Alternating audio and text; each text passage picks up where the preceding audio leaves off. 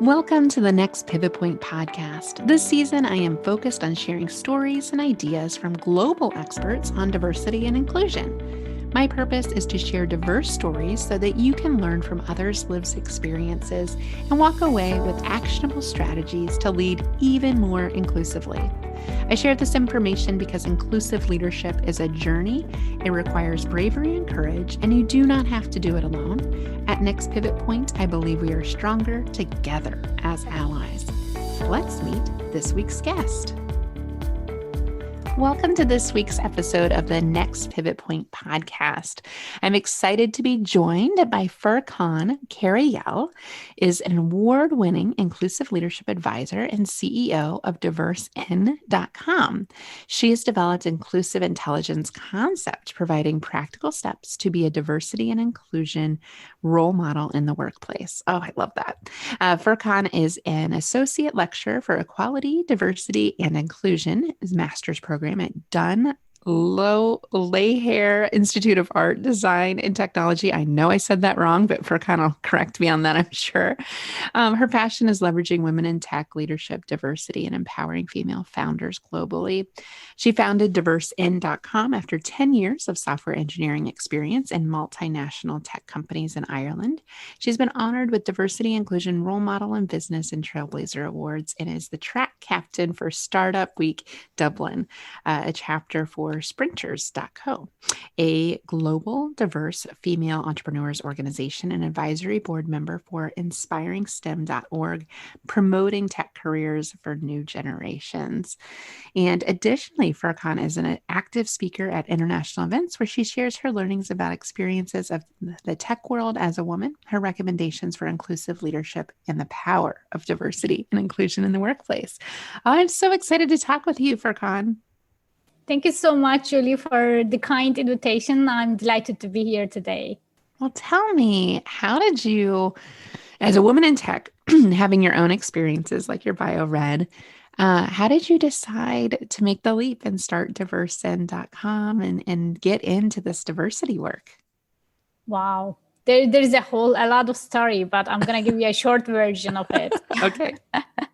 So I have been really, really passionate about diverse and women in tech, especially.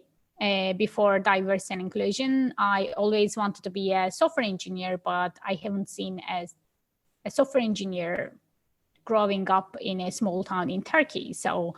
And women in tech was my passion. And then I said, maybe if I don't see a role model, maybe I can be the one who can inspire girls into technology. And I went to college in Istanbul. And in the middle of my studies, I got transferred to Athlon IT, which is in the middle of Ireland, as an exchange student.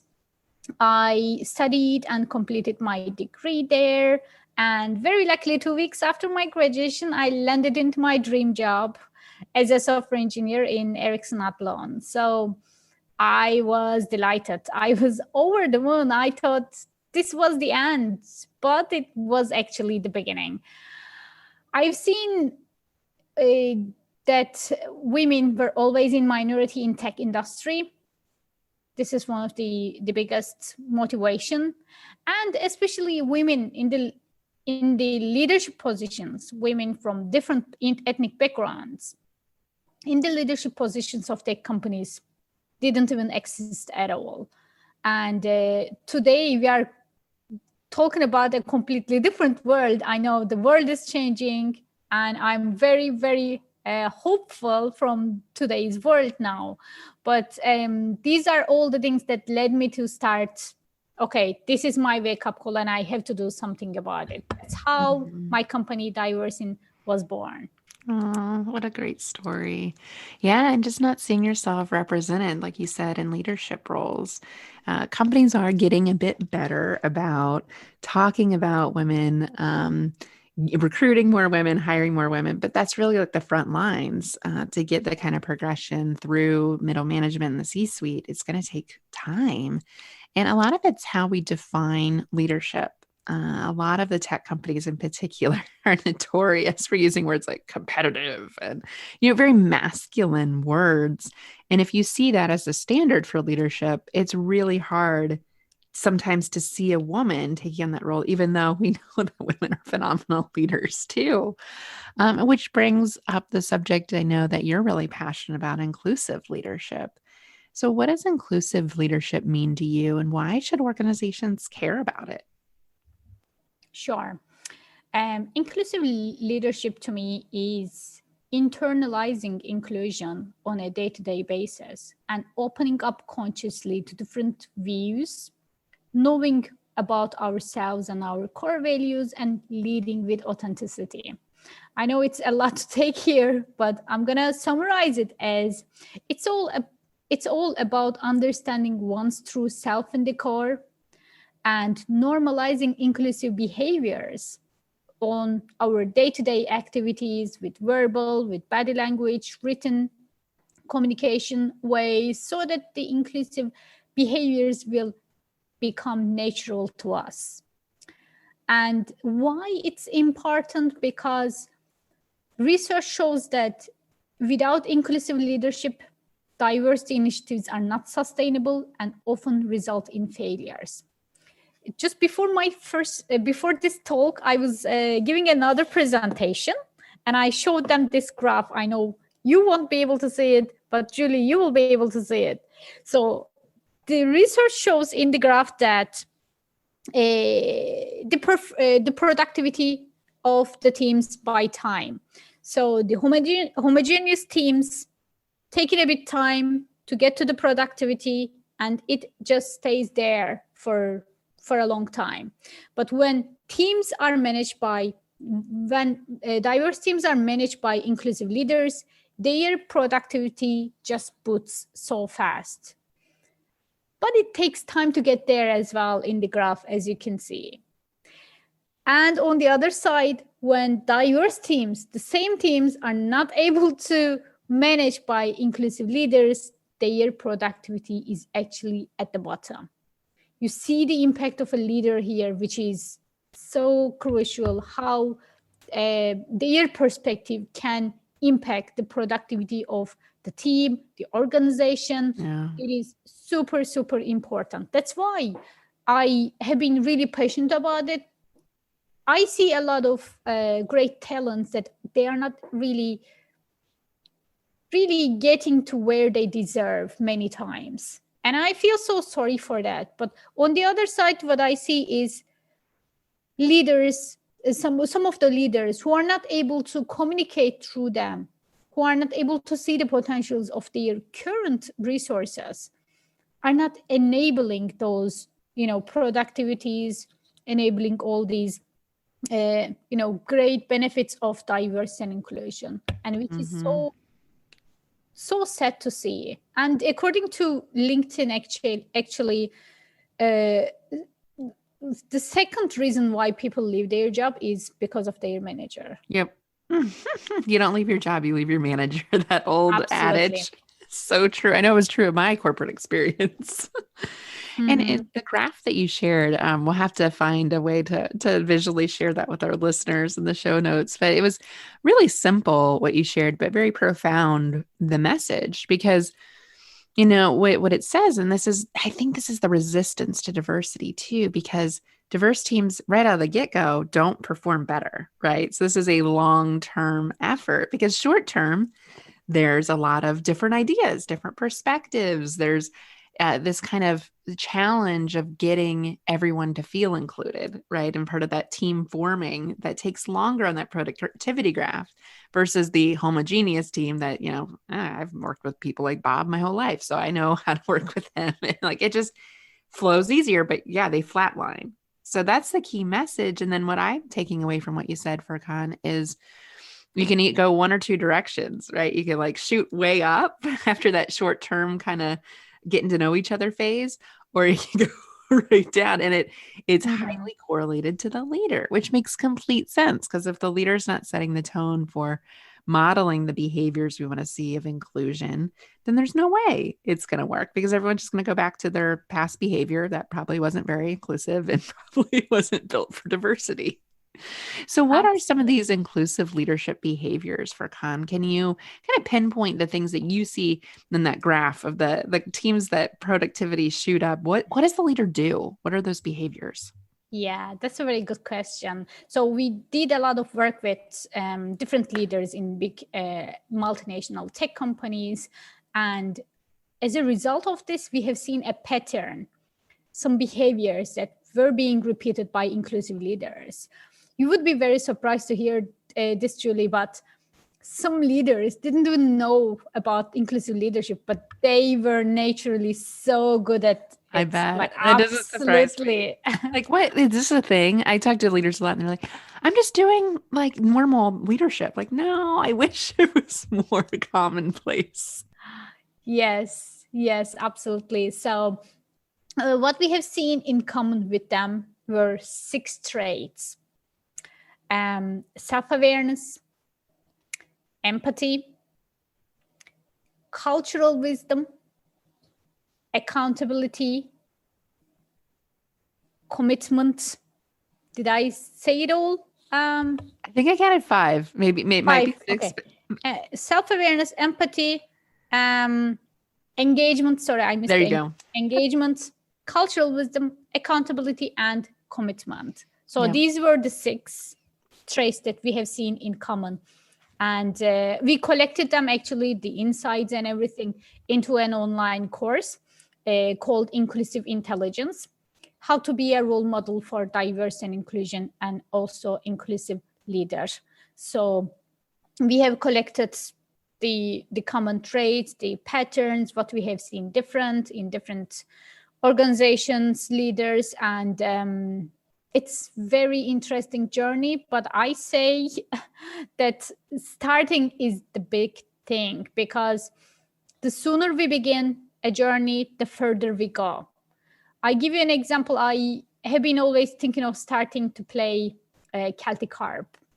I absolutely love the instrument. And one day in the lockdown time, I said, that's it, I'm going. And we are in the lockdown, like 5 kilometers radius. This is the further we could go. I said, I'm going to go and get a harp, and I'll start playing it. So I did, and I started playing with very, very little steps. Now I can play a few songs as well. And it's just, my mindset a few months back was completely different. I was so, it is a difficult instrument, but I was really loving it from another side. I said, that's it. I'm going to do one thing. I'm just going to go and get the harp. So I get the harp and everything started. So we need to make that first step to let the snowball rolling. So inclusive leadership, let's be honest, let's accept the journey is long, not expect something to happen over a night, and then start the journey and start enjoying the journey, because it's all about discovering, it's all about learning something new every single day, and also reflecting with our learnings. Mm-hmm. Oh, I love that. Yeah. Yeah, it is. It's a journey. It's not a destination. And the important part is getting on the journey, starting anything. Like, I love that example of the harp. Anytime you learn something new, it's a little painful at the beginning, right? And our brains Mhm. resist learning new things because they're hardwired to reinforce existing behavior, and learning new behavior is not easy. But like you said, it really starts with self-awareness, like knowing where I'm at compared to where I want to be. One of my favorite things to do with clients is kind of think, I call it like the ally vision, and think about where you want to be as a leader. Like when you think about it, something like inclusive leadership and being an ally for somebody that's different than you, like what does it look like? And measure yourself. Like, how are you doing compared to that vision? It's usually like, oh, shucks, I want to do that more. And I know, Furkan, you talk about being a role model for inclusion in the workplace. I'm curious about that concept. How do you teach people to be role models, or what is being a role model? What does that look like? Mhm. First of all, when we are looking at understanding a role model, first of all, we want to understand if that person is really practicing all the aspects of being that diverse and inclusion role model.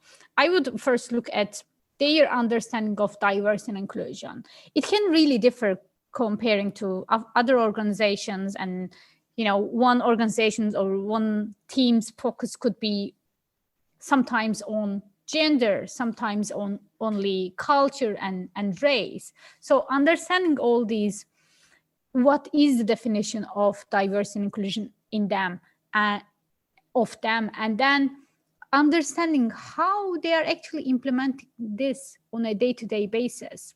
And the third level of being a role model is sharing their journey, even though if there will be a lot of mistakes, there will be a lot of misunderstandings, there will be a lot of failures as well, but sharing all these insights is just makes a huge difference. And also being an ally for the groups that they have no background relationship, but they become an ally for a group.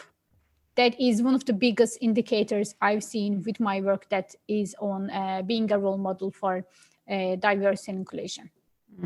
I like that. So start with the definition, know what it means to you, know what it means to your organization. There's nuances, like you said. I think people liken it to gender and race all too often. There's so much more complexity to the diversity conversation. So really, I encourage organizations broaden it. Think about the customers you want to serve.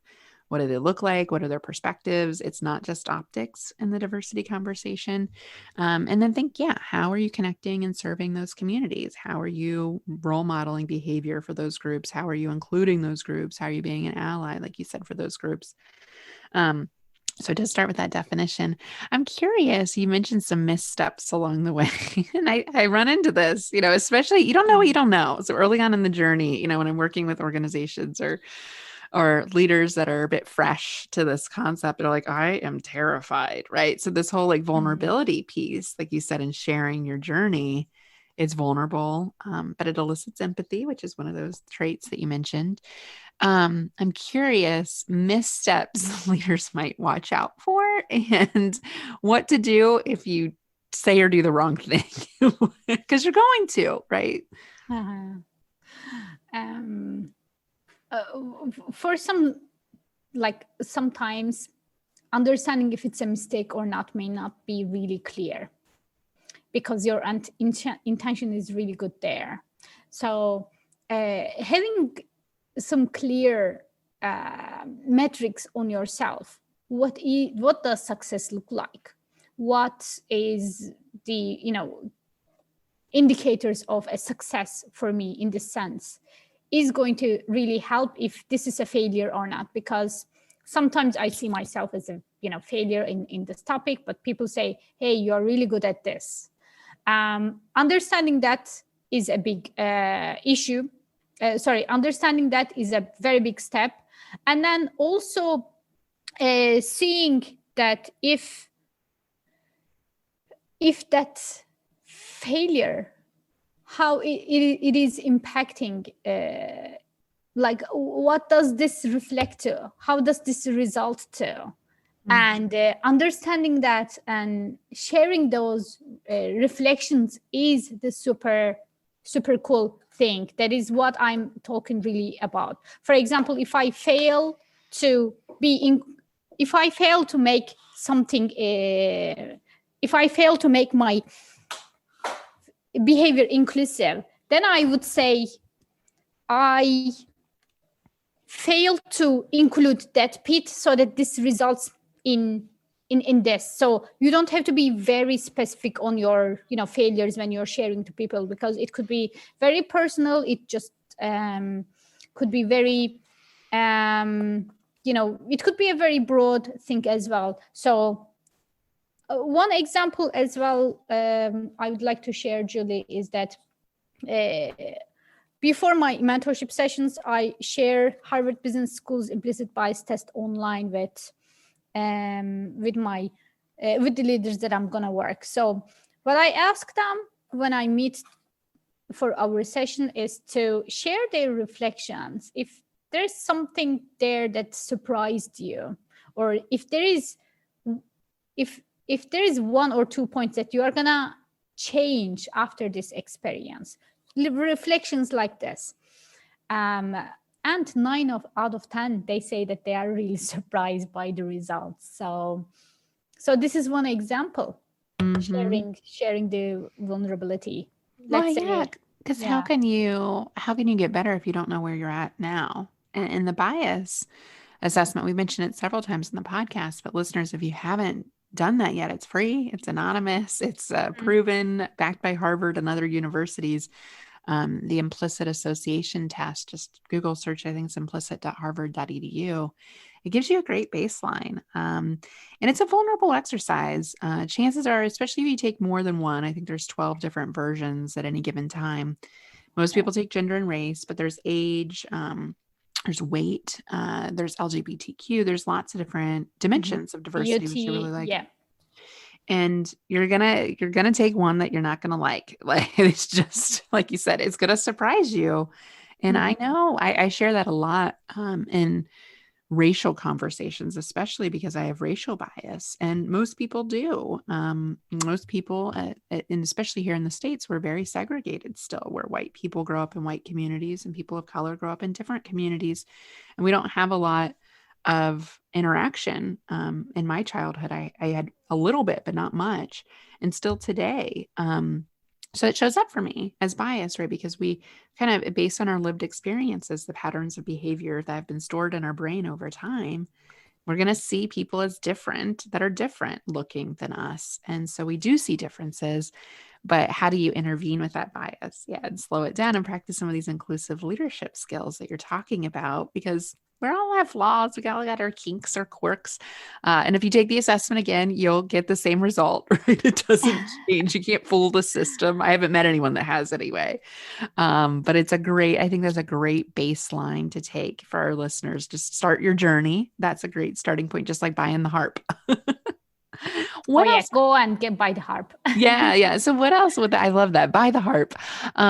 For people that want to get on this journey, maybe they're still, not quite there yet. Like we know all too often is happening in my work in corporate America, but globally as well. I'm sure you're seeing that.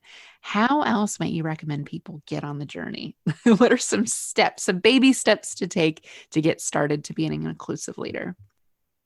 Absolutely. So the first thing I normally tell people that give yourself, allow yourself to discover different things. Maybe it could be as small as listening to a podcast series about, each episode could be discovering another perspective of diversity, and give it a go. Listen and rate yourself. Like, have you known all these insights before?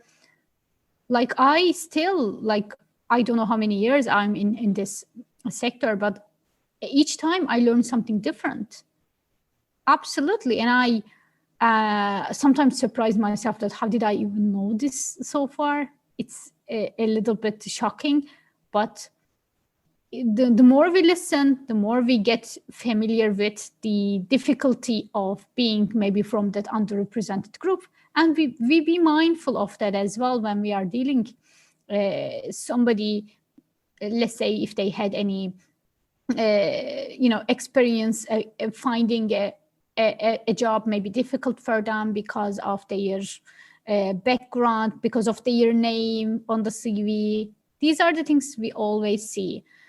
So the more we listen, the more we make ourselves familiar, and then our action can slowly turn to more inclusive actions. That's what I say. It's if you are into like TED Talks, maybe listen to a few TED Talks from different people, and you will be really amazed by the number of insights you will get from there. Yeah. Yeah. And it's like I say, choose your own adventure. Yeah. If you like TED Talks, search diversity and inclusion TED Talks. You'll come up with a whole stream of them. One of my personal faves right now is one called Color Brave. It was really, it's a good way to look at it, like versus color blindness. We've talked about a lot on the podcast is that's the way I grew up, is like not to see color, which is completely weird. We do see color. So being color brave instead of colorblind is a favorite of mine. But you're right, podcasts. There's this one, there's The Will to Change is one of my favorite ones from Jennifer Brown. And there's a really cool series on Seen on Radio. The organization here in the States does, called National Public Radio. But it's the whole history of racism and gender in the workplace. And it's just phenomenal. I highly recommend that one as well. But you're right, Furkan, just pick something, start with something and keep going consistently and intentionally on that journey. Yeah. Whatever you are consuming, like there's so many content out there. Some people are into reading articles. Some people are into YouTube channels, podcasts, and all, if you are into following a YouTube, channel, then maybe start following somebody that you haven't really been familiar before. Yeah, that's great. Well, and Furkan, I know you have a YouTube channel, so this might be a good way for us to kind of wrap up. Tell our listeners how they can get in touch with you. How can they follow your work? So actually, my YouTube channel is the personal one that I try to keep consistently updated. The one that I really share about, like starting a business, entrepreneurship, productivity tips that I discover working for myself, maybe for studying, and all these things that I wanted to collect in a platform that I can share with the world. So it's Furkan Karayel. It's very difficult to maybe. We'll link to it in the show notes. How about that? So yes. So Furkan Karayel, you can Google. Even if you Google me, I think it will direct to my YouTube channel, Furkan. So actually last week I Googled myself and I found my profile just under Furkan Wiki, which is great. It's always fun to Google yourself, isn't it? Yes, each time, yes. So I share about like personal views as well as a little bit on diversity and inclusion, leadership topics as well. And plus I have diverse in my company's YouTube channel as well. We are trying to be consistent on the content, like with interviews, with diversity and inclusion, maybe about inclusive mentorship, inclusive leadership, types of topics as well. So these are the channels you can follow up. So I'm only starting, so it's another journey for me. The content you have is great. I mean, the content you shared with us today, and just these distilling. I think what I'm taking from this conversation is taking something that's like a theory, inclusive leadership, diversity and inclusion. I think a lot of times we have this like academic theory around this, and like people, I think they're actually leading in organizations like, well, what do I do? And I think you've given a lot of practical, actionable strategies, things you can say, things you can do, behaviors you can work on, starting with self-awareness and going from there, and just get the harp, get started. Get the harp. I like it. Hashtag. Yeah, but we should start that hashtag. That's beautiful, Furkan. Well, thank you for joining us today. I've enjoyed your stories, and thanks for sharing this amazing work with the world.